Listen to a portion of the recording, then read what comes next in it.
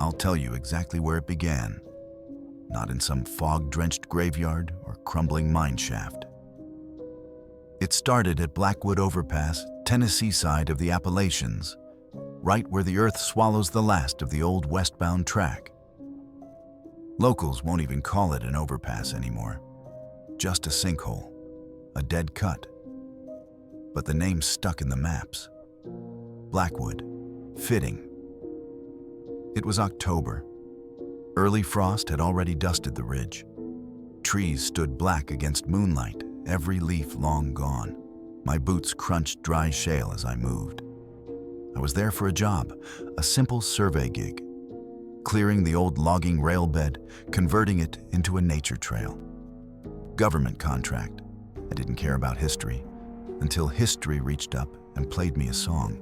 The first time I heard the harmonica, I thought I'd lost my mind. It wasn't music, not at first. It was breathing. Metal breathing. Picture this. 2:48 a.m., lying awake in my tent, frost creeping up the canvas, and from somewhere beneath me, a sound like air being dragged through rusted lungs. Then came 3 notes. Flat, sour, echoing through rock like someone forced to play a harmonica underwater. I sat bolt upright. Then I heard the footsteps. Rhythmic, heavy, but wrong. Not above, not on the surface. Below, beneath the overpass. I grabbed my field recorder, switched on the seismic sensors we'd buried earlier that day. And there it was. Vibration pulses, slow, measured. 5.6 hertz, matching the harmonica's gasping notes. They weren't random. They were footsteps. Something was walking under the railbed. I'm Jackson Carter. Friends used to call me Hitch, though no one uses that name now. Back then, I was still green enough to think I could solve anything with tech and nerve. I followed the sound. Blackwood Overpass is a cut in the ridge no wider than a double-track train line. Or it used to be.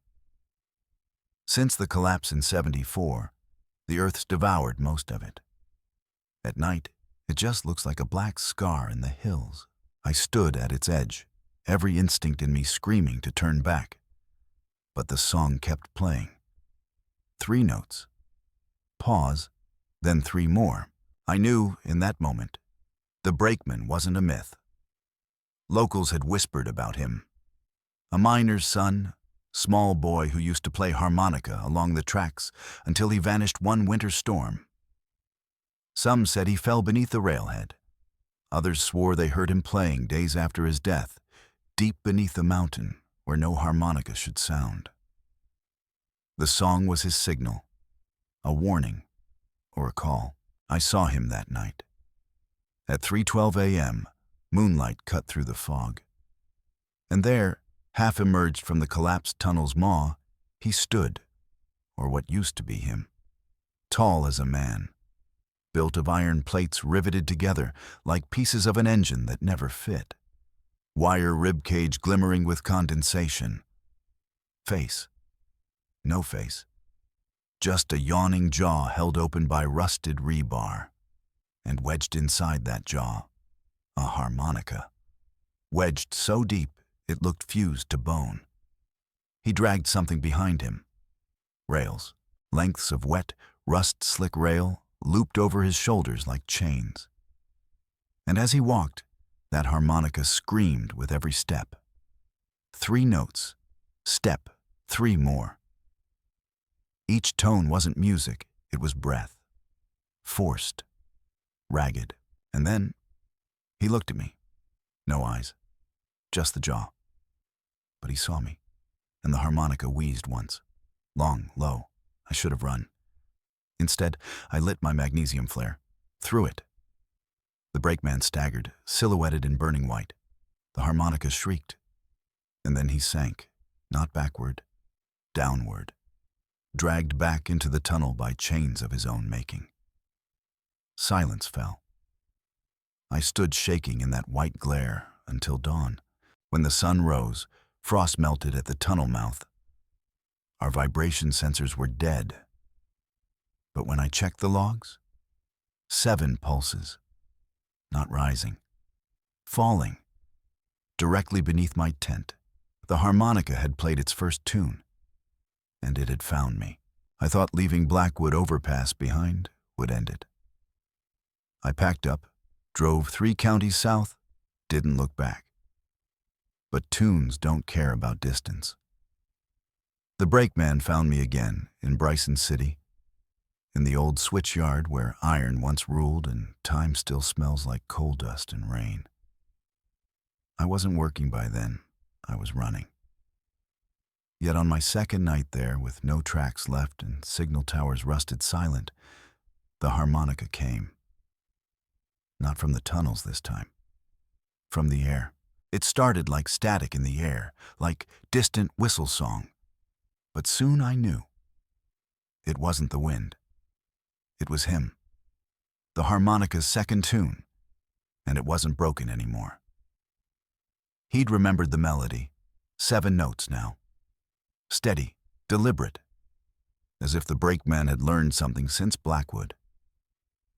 And this time, he walked upright. I saw him from the rusted tower where I'd tried to sleep. Iron ribs gleaming faint beneath a midnight drizzle, rails trailing behind like leashed shadows. His mouth, if you can call that twisted jaw of rebar a mouth, forced the harmonica to play even as he moved. Each step dragging rusted rail over gravel, each note matching his pace. But what broke me wasn't his form. It was his patience. He didn't chase. He circled. For hours. He circled my tower like a wolf waiting for the cold to finish what his song began. And as I watched from above, fingers white from gripping rusted rungs, the ground vibrated in time with his music. 7 beats. Pause. Then 7 more. I realized each note wasn't music. It was a countdown. At sunrise, when the fog lifted, he was gone. But every railroad tie in the switch yard had been arranged during the night, spelled one phrase burned into the gravel in soot-black lines. Sleep soon. I haven't. I don't. Because the second tune meant he wasn't searching anymore. He was hunting. And the next night, he wouldn't circle. He'd step in. By the 4th night, it wasn't the harmonica that woke me. It was silence. I'd fled north, higher into the mountains, past Tellico Plains, thinking the ridges might shield me. But when the air itself stops moving, when the night feels too heavy to breathe, you know the brakeman doesn't need tracks anymore. He needs only your fear. I found myself standing at Iron Widow Cut without remembering how I got there. Locals avoid it, not because of stories, but because nothing grows there. Not grass, not moss, just bare shale, carved decades ago when they dynamited the hillside for the last spur line. Now, it's just a scar, a hollow trench the mountain never closed. That's where I heard the 4th tune, not as music, as footsteps. 7 thuds deep as war drums, but not sound. Each pulse shuddered up through the rock and into my bones. My stomach rolled. My teeth ached. The harmonica didn't cry overhead this time. It breathed beneath. The cut itself shook, yet no dust rose. Fog hugged the rock, but no dew formed. The air had weight now. I stood, paralyzed, until I realized the pulses weren't random. They were counting me down. Each step cracked the hollow's rim. Each pause left silence too thick to move through. I remembered then, half from stories, half from instinct. You don't run from the brakeman once the tune begins. You step back, slowly, matching each note. You leave the circle without breaking the cadence. I forced my legs to obey. 1 step, 1 pulse. I retreated backwards, each pace buying me a heartbeat, until my boot heel slipped. I landed hard, and the pulses stopped. In that moment of silence, every part of me understood. The 7th pulse wasn't the last step. It was the strike. I felt it pass through me. Not a blow, not a cut, just cold, a hollow cold, like something dragged its shadow across my bones inside my skin. When I opened my eyes, Iron Widow Cut lay empty. But beside where I fell, in perfect formation, 7 rail spikes had hammered themselves into the rock. No tracks, no ties, just the spikes, a ring, marking where I should have died. At dawn, I left the hollow. My phone vibrated once. A single message appeared. 7 marks left. And when I touched my chest, I could still feel the cold where his chain had passed. 4 tunes played, 3 left. And now he wasn't beneath the tracks, he was under my skin. I didn't know why Widow's Mercy felt different until I saw it for myself. The roundhouse hadn't just collapsed, it had sunk. Half its walls swallowed into the mud years ago, the pit now filled with stagnant water the color of rust. Locals refused to even fish near it. They said the water turned bitter overnight, killed anything it touched. But I knew better. That water wasn't poisoned, it was used. By the time I reached the ridge, the 5th tune had already started. I didn't hear it. I felt it, not music anymore. Not even footsteps. This was breathing. 7 long inhalations that pulled at the trees, dragged fog into the pit below, held the night hostage. The sound came from everywhere and nowhere. From the air itself. The harmonica wasn't playing now.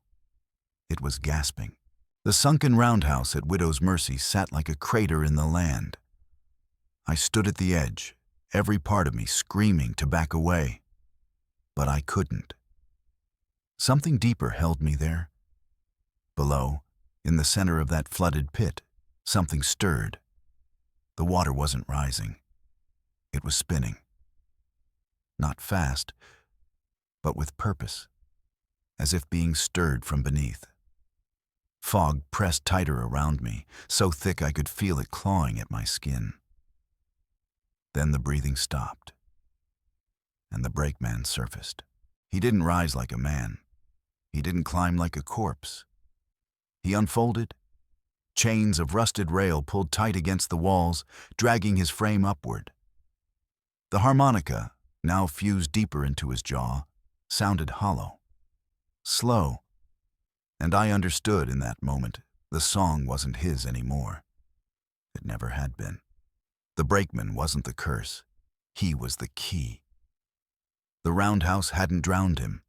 He'd been sealing something in. And tonight, the key had been turned. The harmonica's 5th tune wasn't playing a song. It was unlocking something. The pit groaned. Iron turned in the water like ribs shifting beneath skin. Chains knotted and released. I watched as the last breath dragged from the brakeman's throat, a sound that had no pitch, no end. Below him, the pit opened wider. A second jaw, a second gate. I didn't wait to see what stepped through. I ran. Behind me, the harmonica gasped once, long and final, before silence dropped like a hammer. When I reached the road, I looked back. Widow's Mercy lay quiet, still. But I knew what I'd seen. The sunken turntable had shifted. Once, the lock broken, the gate open. At the ranger station the next morning, they handed me a parcel, wrapped in a waxed canvas, no return address. Inside, I found 7 harmonicas, still wet, each marked with 5 carved notches. I burned them.